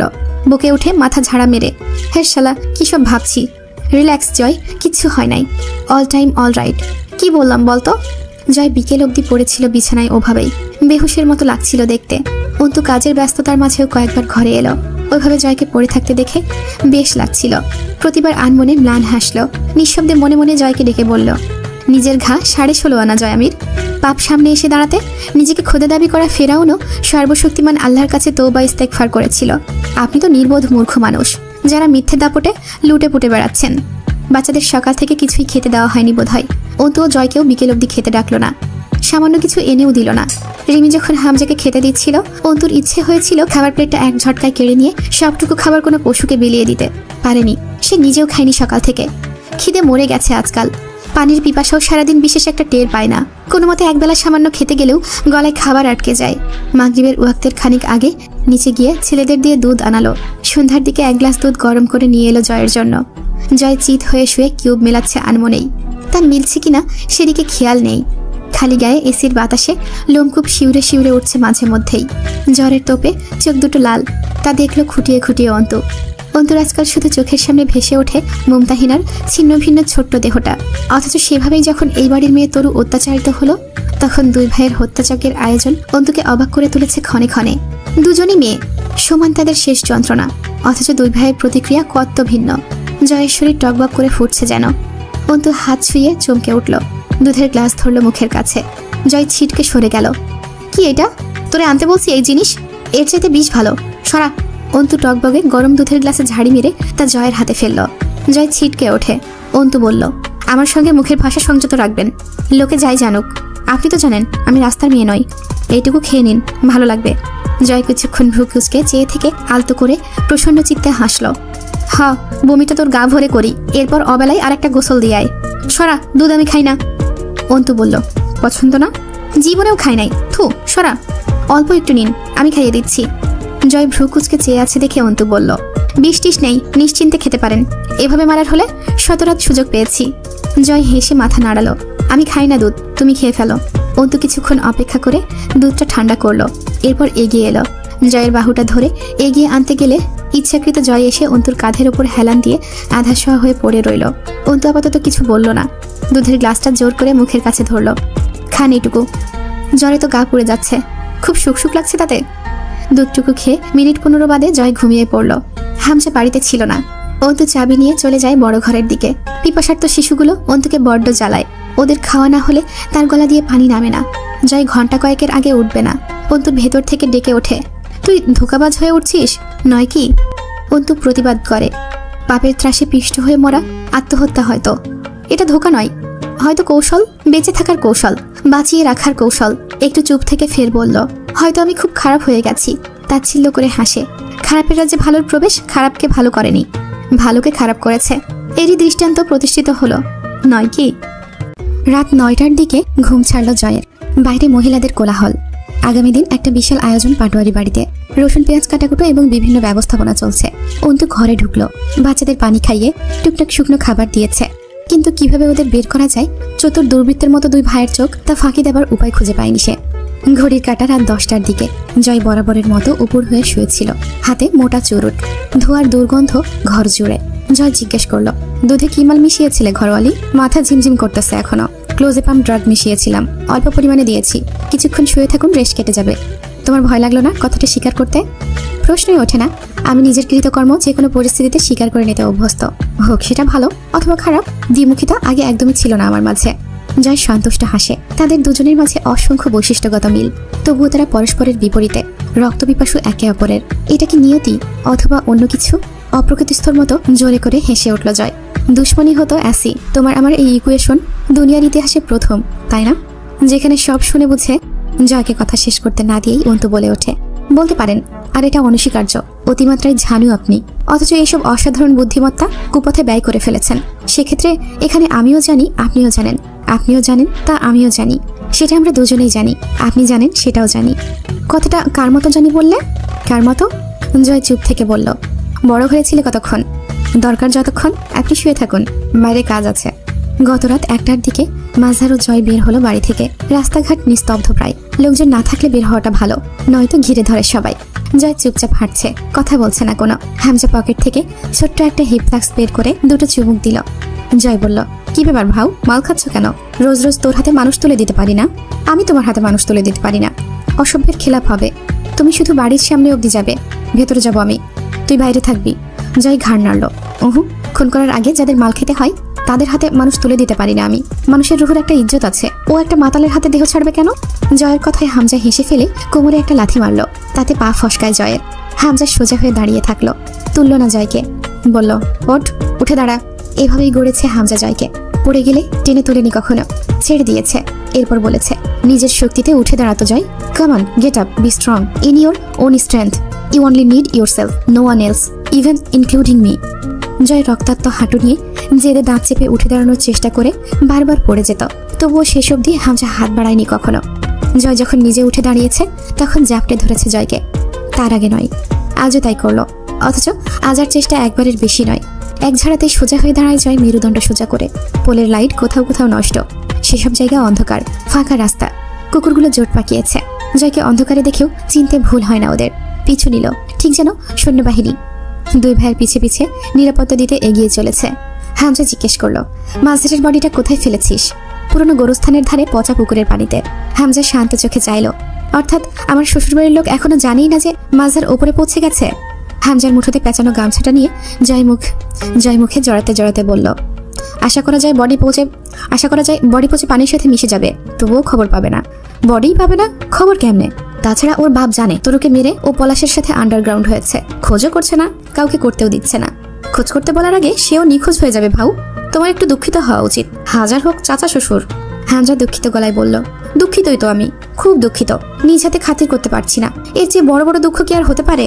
হাজার হোক চাচা শ্বশুর, ওনার ভাইয়ের মেয়ে আমার বউ, আমার হাতে ওনার রক্ত লাগবে, এটা অধর্ম হয়ে যাবে। অধর্ম আমার স্বভাবে নেই। আমারও। জয় কথাটা উচ্চারণ করতেই দুই ভাই অট্ট হাসিতে ফেটে পড়ল। উন্মাদের মতো হাসলো দুজন। গায়ে কাটা দেওয়া সেই নির্জন রাস্তায় ওদের অপ্রকৃতিস্থ হাসির ঝনঝনে আওয়াজ ভৌতিক লাগলো শুনতে। মাঝহারদের বাড়ির প্রাচীর দাঁড়িয়ে আছে একদম রাস্তার সাথে। পাশেরটা হামজার শ্বশুর বাড়ি। ওরা দুই ভাই বাড়ির পেছনে গেল। জয় লুঙ্গিতে কাছা মেরে প্রাচীর টপকালো। হামজা পেছনের আশপাশটা দেখে বাড়ির সামনে দাঁড়ালো। বাড়ির সামনে রাস্তায় দাঁড়ালো। মাঝহারদের বাড়ির সামনে ছোট্ট একটা সিসিটিভি ক্যামেরা আছে। টের পেল না হামজা। দূরের পোল থেকে সামান্য আলো আসছে। সে ফাঁকা রাস্তায় পায়চারি শুরু করেছে। চিন্তা হচ্ছে খুব জয়ের জন্য। বাড়ির ভেতরে ঢোকার কোনো পথ খোলা নেই। জয় নিচে দাঁড়িয়ে ঘুরে ফিরে প্রতিটা জানলায় কয়েকবার করে ঢিল মারল। ঝন্টু সাহেব মাল খেয়ে মাতাল, তবুও বকবক করতে করতে বেরিয়ে এলেন। জয় তখন বাড়ির পেছনের দিকের জানালায় ঢিল মারল। ঝন্টু সাহেব সেই দিকে গেলে জয় সামনের খোলা পথ দিয়ে বসার ঘরে ঢুকে সোফাতে বসলো আরাম করে। দোতলার সিঁড়ি পেঁচানো এই বাড়িতে। ঝন্টু সাহেব বকতে বকতে ফিরে এলেন কাউকে না পেয়ে। জয়কে দেখতেই পা ফসকে পড়ে যাওয়ার মতো নিয়ন্ত্রণহীন হয়ে পড়লেন। জয় হাসল, আরে কাকা, আস্তে ধীরে আসেন, এই বয়সে দৌড়ঝাঁপ খারাপ। ঝন্টু ঢোক গিললেন। জয়, তুমি এত রাত্রিরা? কি ব্যাপার, কি হয়েছে? রাতে ঘুম হয় না কাকা, রোডে রোডে ঘুরি। আজ ঘুরতে ঘুরতে আপনার বাড়ির সামনে দিয়ে যাচ্ছিলাম, ভাবলাম আত্মীয় মানুষ আপনি, দেখা না করে গেলে রাগটাগ করবেন, মনে কষ্ট পাবেন। বসেন, দুটা দুঃখের কথা কই। জয় আলো জ্বালায়নি। আধো অন্ধকার বসার ঘরটা। চোখ দুটো লাল ওনার, দেখেই বোঝা যাচ্ছিল মাথা টাল খাচ্ছে। তবুও বসলেন। জয় সোফার উপর থেকে ল্যাপটপ টেবিলে রেখে ঘুরিয়ে দিয়ে বলল, আনলক করেন কাকা, মুভি টুভি দেখি দুই চাচা ভাতিজা মিলে বসে বসে। ভালো না আইডিয়াটা কাকা? ঝন্টু সাহেব বুঝতে পারছিলেন না কিছু। ভয়ে ওনার দম পড়ছে না ঠিক মতো। জয় একটা পেনড্রাইভ কানেক্ট করলো ল্যাপটপে। এরপর একটা সুন্দর পজিশনে ল্যাপটপটা রেখে খুব আয়েশ করে বসলো। তার চোখে মুখে যেন খুশি উপচে পড়ছে, ঠিক যেমন ছোট্ট শিশুরা কোনো খেলনা পেলে উচ্ছ্বাসিত হয় তেমন। ভিকটিমের চোখে তীব্র ভয় না দেখলে জয় মারার জোশটা পায় না। ঝন্টু সাহেবের ঘেমে যাওয়া ছটফটে চেহারাটা দেখে যা শান্তি লাগছিল জয়ের, সেটুকু চোখ বুঝে প্রসন্ন হেসে শোষণ করলো নিজের মাঝে সে। স্ক্রিনে ভিডিও চালু হয়ে গেছে। মাটির উপর একটা ইটের খণ্ড পড়েছিল। জয় সেটাকে তাকে রেখে মাঝহারের মুখটা থুবড়ে ফেললো সেটার উপর। যেমন বাস্কেটবল ঢোকায় প্লেয়াররা, মুখ ফেটে রক্ত বেরিয়ে এলো মাঝহারের। নির্জন একটা জঙ্গলি জায়গা, দিনেও বোধহয় লোক যায় না। মাঝহার রক্তাক্ত মুখ নিয়ে জয়ের দুটো পা আঁকড়ে ধরলো। মারিস না আমায়, আমি কিছু করি নাই। পলাশ করছে যা করছে, আমি কিচ্ছু করি নাই। দর দর করে রক্ত পড়ছে মুখ দিয়ে। জয় আরাম করে বসলো সামনে মাঝহারের। জয় আরাম করে বসলো মাঝহারের সামনে। মুচকি হেসে নরম করে বলল, দূর করলেই বাকি, দোষ তো কিছু না। ওইভাবে বলছিস কেন পাগল? স্বাভাবিক হ। মাঝহার বিস্ফোরিত চোখে চেয়ে রইল। জয় কাঁধ চাপড়ে জিজ্ঞেস করলো, পলাশ কোথায় রে? আমি জানি না জয়, বিশ্বাস কর। করলাম, তবু আবার জিজ্ঞেস করতে ইচ্ছে করতেছে। করি, পলাশ কোথায় রে মাঝহার?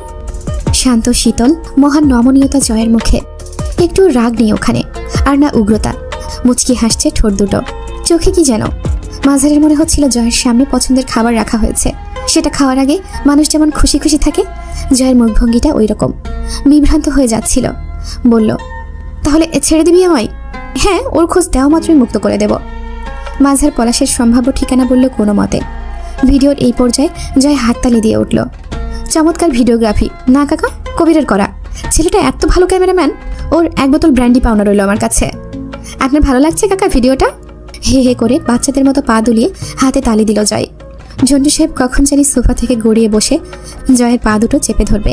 জয় তাড়া দিল, ধ্যাত, মনোযোগ দেন কাকা ভিডিওতে, আপনার জন্য আবার পেছাতে হবে ভিডিও। ঝন্টু সাহেব তাকাচ্ছিলেন না। ছেলেকে এক জ্যান্ত রক্তখোর পিশাচের সামনে দেখতে বাবাদের ভালো লাগে না। জয় উঠে দাঁড়িয়ে জোর করে ওনার কপালের দুপাশ ধরে ভিডিওর দিকে মুখ ঘুরিয়ে রাখলো।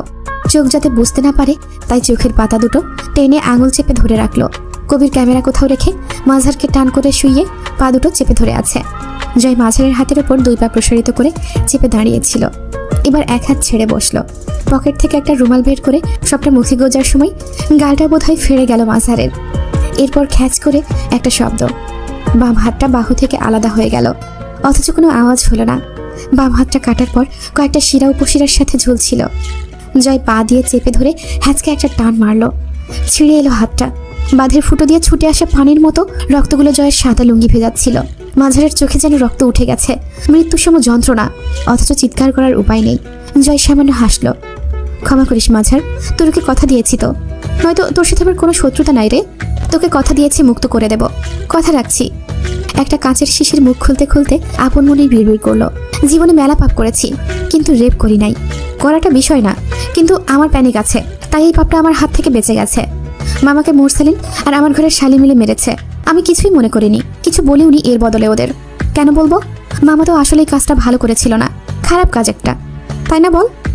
মাঝারকে উলঙ্গ করে সবটুকু তরল ওর পুরুষাঙ্গের উপর একটু একটু করে রয়ে শয়ে ঢাললো।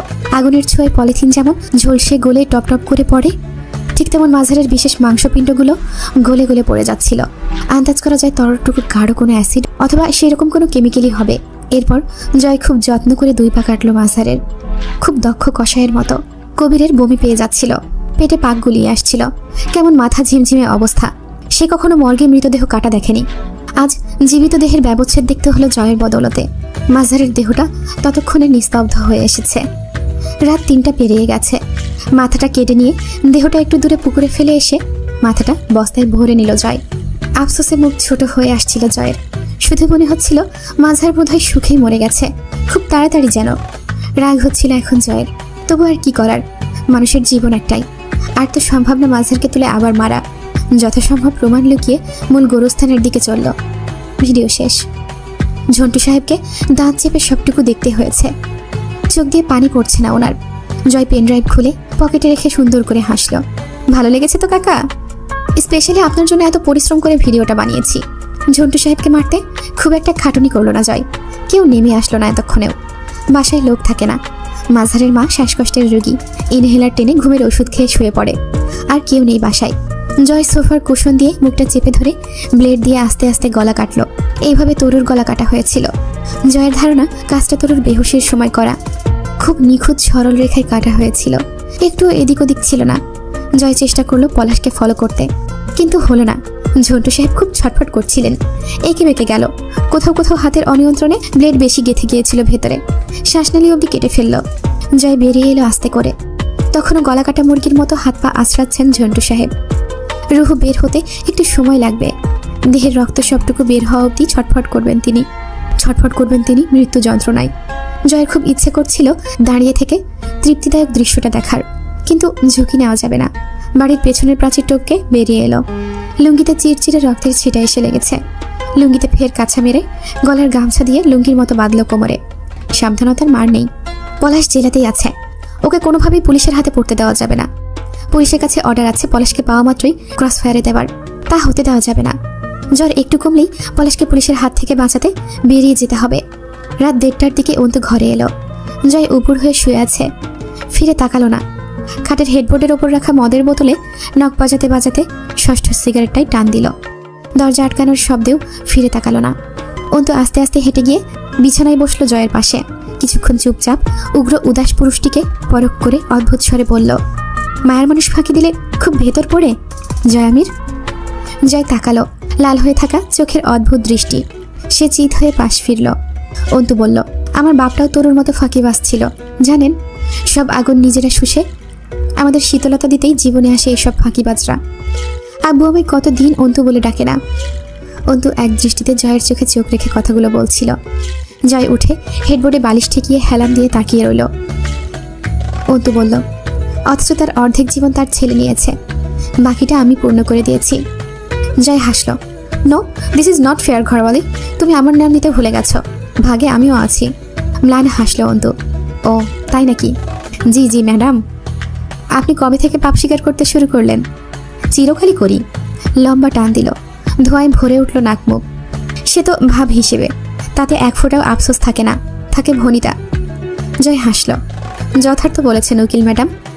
অন্তুর গলাটা অদ্ভুত দৃঢ় হলো, চোখে চোখ মিলিয়ে কেমন করে যেন বলল, ফিরে আসুন।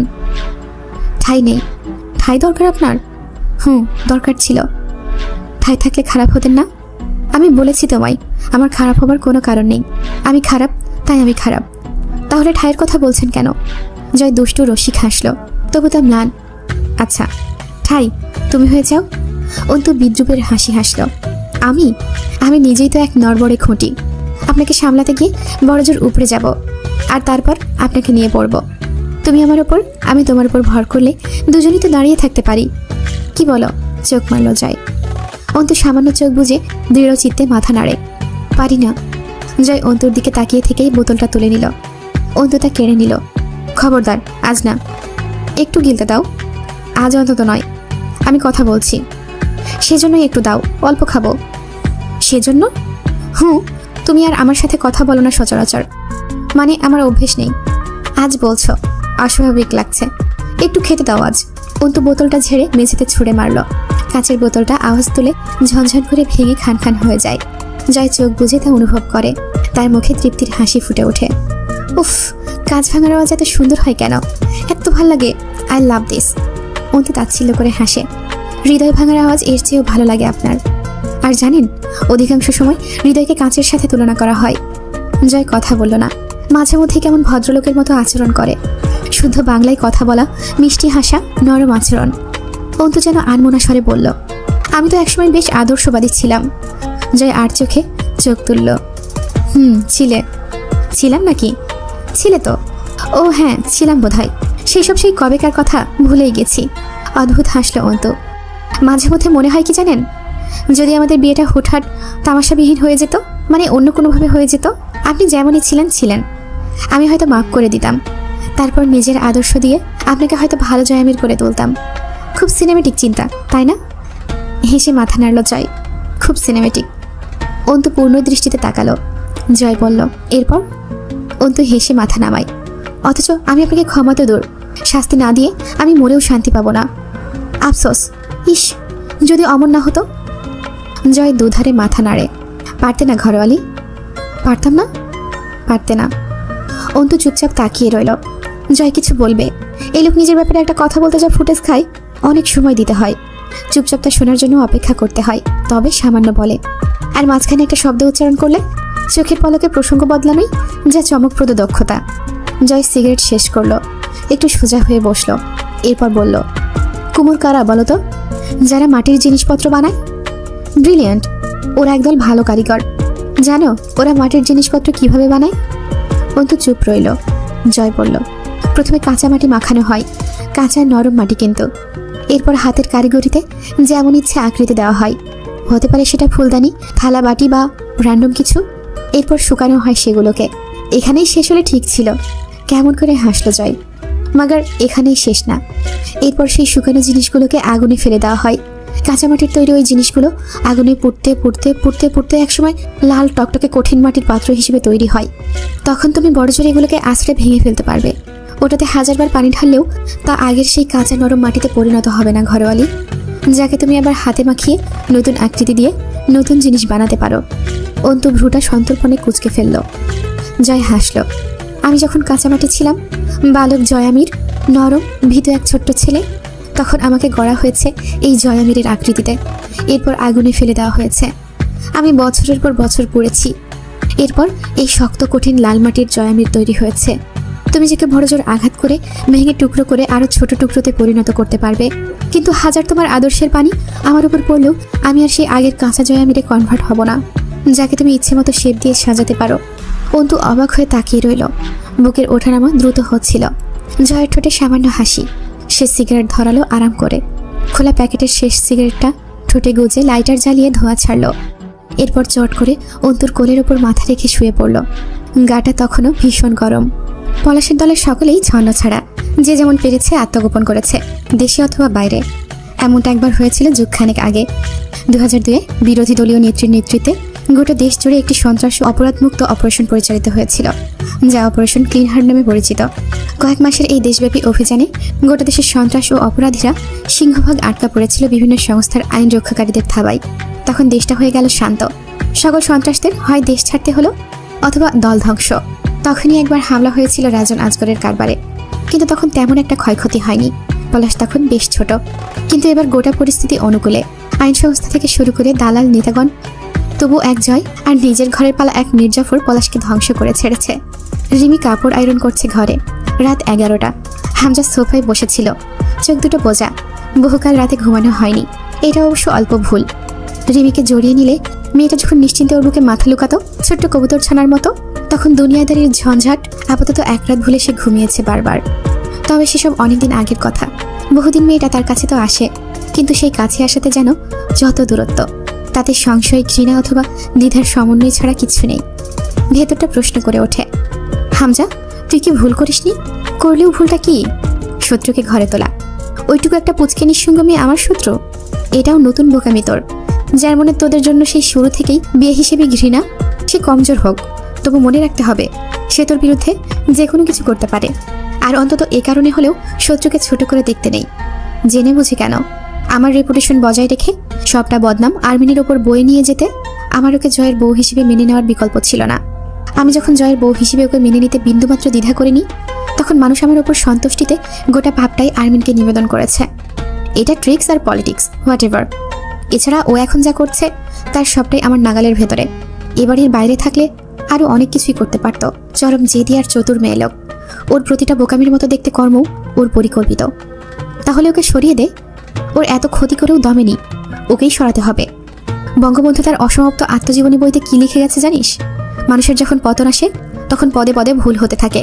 হামজা একটু সপ্রতিভ হলো, উত্তেজিত হলো, খেপে উঠল, আবার নিভে গেল। সে শান্ত মানুষ, আস্তে করে শুধু বলল, জয় মানবে না। তুই জয়ের পরোয়া করিস? হামজা নিজের দু হাতের তালু মিলে দেখে, এরপর মৃদু হাসে। এই দু হাতে গড়েছি জয়কে। এই হাতে ওর ঘাম মুছে দেওয়ার শক্তি থাকলেও ওকে মিটিয়ে দেওয়ার শক্তি আছে কি? দরকার পড়লে ওর শেষ নিশানাটুকু মিটিয়ে দেওয়ার শক্তি চাই তো হাতে। পেতে হলে দিতে হয়। ক্ষমতায়নের পথে ও হোক তোর প্রথম বিসর্জন। হাঁপিয়ে উঠে জয় নিজের সাথে এই ভয়ানক আলোচনায়। জোরে জোরে শ্বাস ফেলে জয়কে ডাকে, জয়, ও জয়। জয় বেরিয়ে এলো রুম থেকে। হামজা জয়ের হাসি মুখের দিকে চেয়ে অস্থিরতা অনুভব করলো। লোকে বলে জয়ের ওই শক্ত কাঠামোর মুখটা নিষ্ঠুর। হামজা তাতে শুধুই মায়া দেখেছে। জয় খেকিয়ে উঠল, কি সমস্যা? ঘরে বউ নাই? আমায় ডাকাডাকির কি আছে? গম্ভীর হয় হামজা। বস। জয় বসলো না, চিৎপটাং হয়ে শুয়ে পড়লো হামজার কোলে। হামজা কাঁধ এলিয়ে সোফায় বসে চোখ বুজে প্রশ্ন করে, আমায় যদি তোকে কোনোদিন বলি দিতে হয়? হো হো করে হেসে উঠল জয়। কোন দেবীর নামে? কোন দেবীর নামে বলি হতে তুই পছন্দ করবি?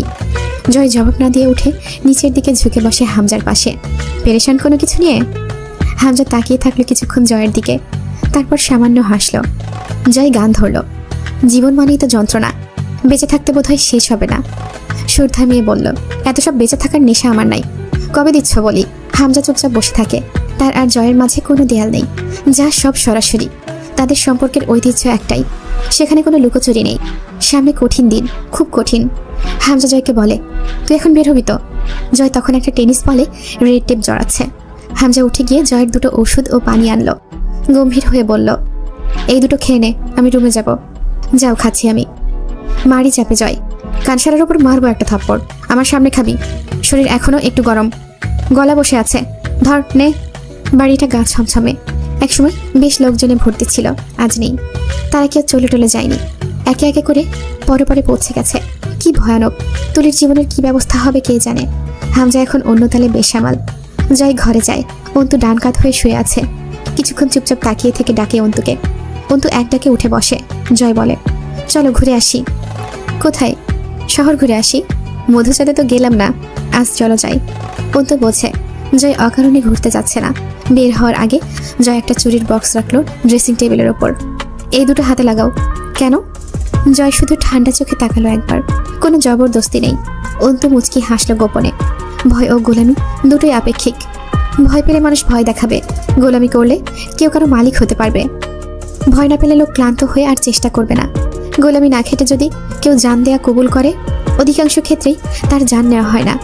গোলামি খাটানোরও প্রবণতা কমে আসে সেক্ষেত্রে। এই খেলায় অন্তু জিতে গেছে এতদিনের প্রচেষ্টায়। জয় ও হামজা দুজনের বদ্ধ ধারণা জন্মেছে। অন্তুকে জোর করে থামানো অথবা রাজি করানো যায় না। জয়ের এই বাপ্পারাস্টাই ভাব দেখে অন্তুর মুখ বিকৃত হয়ে এলো। চোখ উল্টে মাথা ঝাঁকালো। জয়ের ভালো ভাব দেখলে অন্তুর শুধু একটা কথাই মাথায় আসে, পেছনে মেরে বালুর সেক। চুড়িগুলো চোখ ধাঁধানো সুন্দর, চিকন স্বর্ণের দুটো চুড়ি। অন্তুর ফর্সা হাতে চোখ কাটছিল। জয় গম্ভীর মুখে দেখল তা। বাথরুমের ফেক রুম থেকে সাদা ধবধবে কাপড়ে মোড়া কিছু একটা বের করলো জয়। তাতে এক হাতে ব্যবহারের মতো ছোট চকচকে কোড়াল। রাস্তায় হাঁটতে হাঁটতে অন্তু জিজ্ঞেস করে, এটা কি কাজে ব্যবহার করেন? করিনি এর আগে। তাহলে রাখছেন কেন? আমানত। আমানত না ঠিক, হাত বদল হয়ে আমার কাছে চলে এসেছিল মালটা।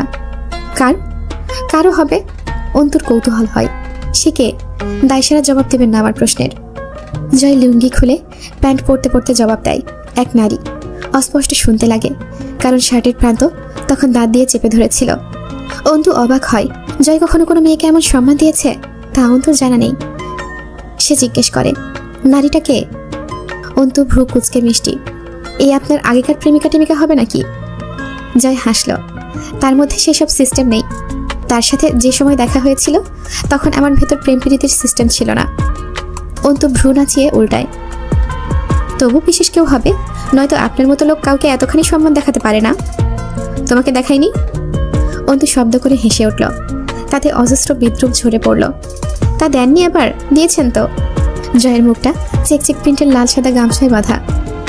জয় গাড়ি নিল ক্লাবের ওখান থেকে। অন্তু দেখল সেই দুর্গের মতো ক্লাব ঘর পুড়ে ধ্বংসপ্রায় হয়ে গেছে। কবির সাথে যেতে চায়। ভাই আমি যাই আপনার সাথে? তোর শ্বশুরের বিয়ে খাইতে যাচ্ছি, সাথে গিয়ে মুরগির রানে কামড় বসাবা? ভাই আমি ড্রাইভ করব, আপনি আর ভাবি বসে থাকবেন। আপনার তো শরীর খারাপ। ন্যাকামি করিস না বাপ, বাসায় যাই 2 প্যাক মাল খেয়ে শুয়ে পড় যা। জয় বাংলা, জয় বঙ্গবন্ধু।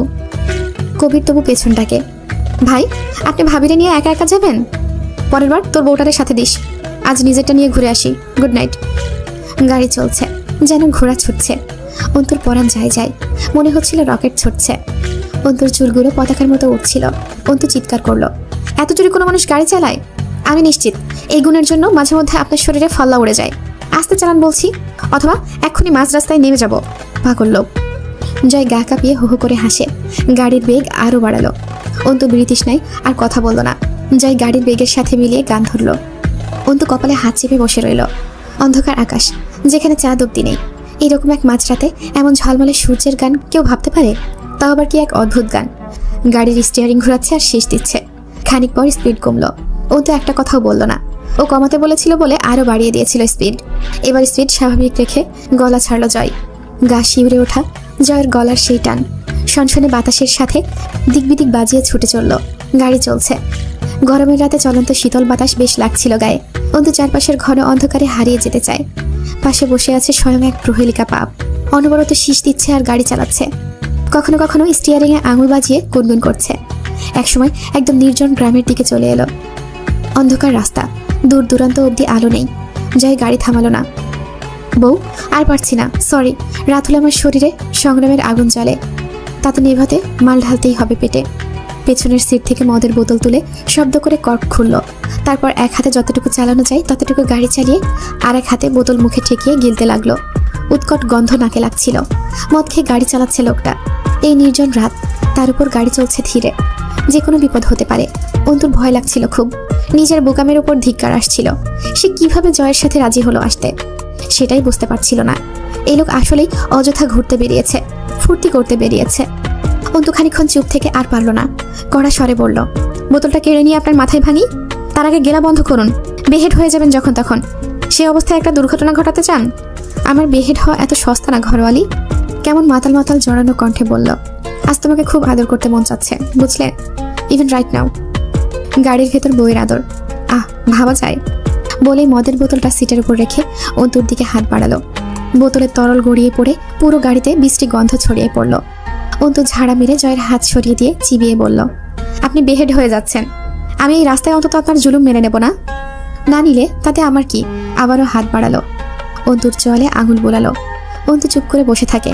ওকে জ্বালানোই মূল উদ্দেশ্য জয়ের। আপাতত কাজ পাচ্ছে না কোনো। রাত 2টো বাজলো গন্তব্যে পৌঁছাতে। বিশাল গাং, চাঁদহীন আকাশের নিচে অত বড় গাং রহস্য ছড়াচ্ছিল। আশপাশ শ্মশান। তখনই জয় নামলো। পাশে একটা শ্মশান আছে, যাবে? অন্তু ভ্রু কুচকালো। একদম স্বাভাবিক নর্মাল জয়। ওর মনের কথা বুঝলো যেন। কি ভাবছ? বললাম তো আমি সহজে বেহেড হয় না। ওই শালা মালও জোচ্চোর, টাকা দিয়ে কিনে খাই, অথচ মাতাল করে না। শ্মশানে যাবে তো চলো ঘুরে আসি। কেন যাব? আপনাকে দাফন করতে? জয় খুব কাছে এসে দাঁড়ালো। ফিসফিস করে বলল, শ্মশানে মরা পোড়ায়, কাফন করে কবরে। মদ খেলাম আমি, মাথা গুলিয়ে গেছে তোমার। সব ঠিকঠাক তো ঘরওয়ালি? বৃষ্টি গন্ধ জয়ের শরীরে, শার্ট ভিজে গেছে মদে। অন্তু ধাক্কা দিল। সরে দাঁড়ান। এই, আপনার গাড়িতে ডিও নেই? থাকলে স্প্রে করে আসুন। আপনার মতো খাটাসের সাথে হাঁটতে পারবো না, দুর্গন্ধ। এক চড়ে দাঁত ফেলে দেবো। তোমার বাপেরা আশেপাশে লুকিয়ে আছে হয়তো, তুলে দিয়ে আসবো? চলুন তুলে দিয়ে আসুন। আপনিও যা, ওরাও তাই। খালি পার্থক্য হলো আপনার একটা তথাকথিত হালাল পরিচয় আছে, ওদের নেই।